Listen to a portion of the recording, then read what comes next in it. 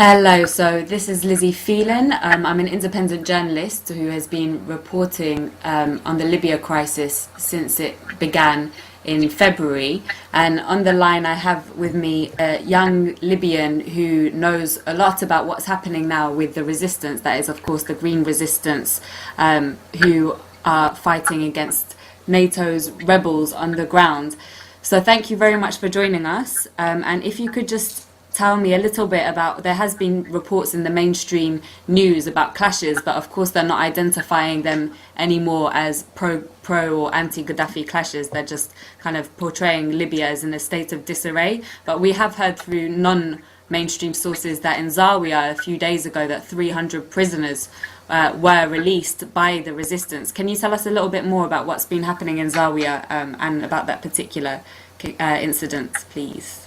I would like to say that it is right. There's been clashes since the 11th with NATO rebels, and that's in all of the western area of Libya, like all the way from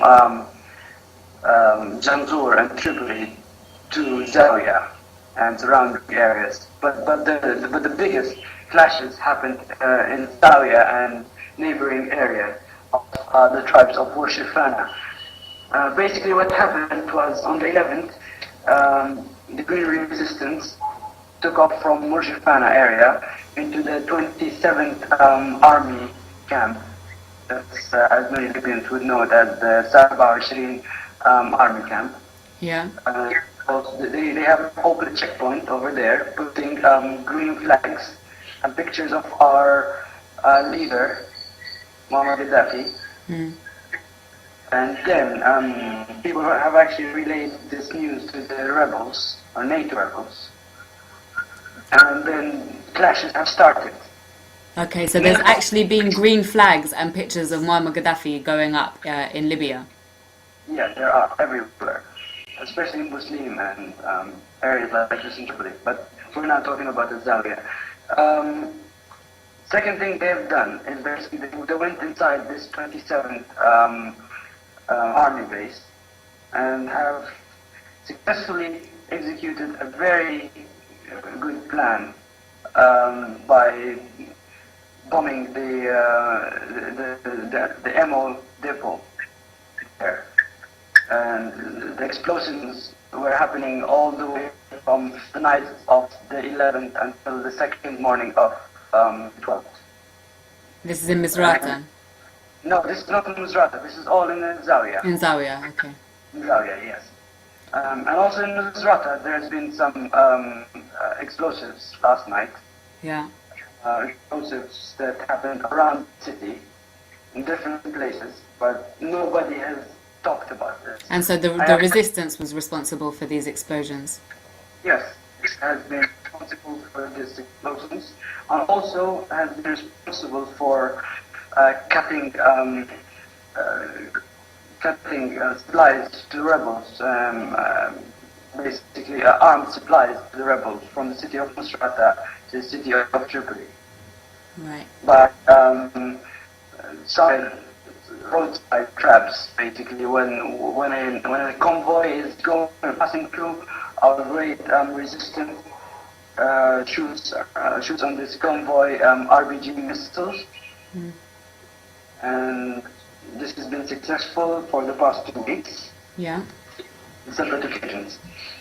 I came back to Zawiya. Zawiya has then launched an offensive towards Shifana. Yeah. That's right.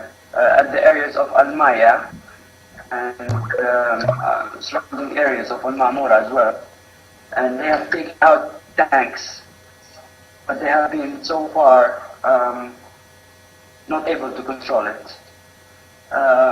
News from the rebels, from the NATO rebels, have been saying that they are way too organized for a tribe to function against them.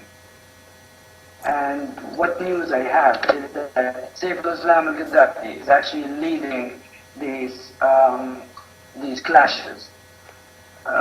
Also, there has been other tribes that are working with Shifana to defeat the rebels, to defeat the NATO rebels. And these tribes are Rufalla tribe, also Gaddafi tribe. Right.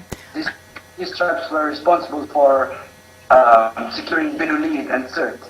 And look what happened. Them around 2 months to go into both cities. Yeah, of course. Everybody was really amazed by the resistance in both areas. So we have very little time left. I just have a couple more questions left for you.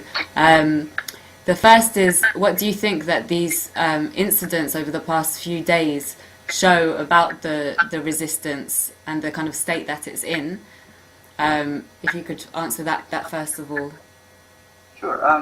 This means that the war is not over yet. It's just one of the battles of the war. The war has just started right now. It's guerrilla warfare, and a lot of people from the resistance are very motivated, especially after our beloved leader has martyred. People are more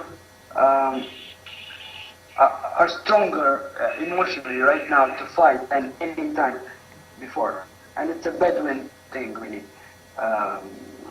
The Bedouins don't take any condolence until they have killed whoever killed their children or their family. You know, Yeah. That's what's happening right now. Okay, and then finally, of course, and if you want to add anything else, please feel free.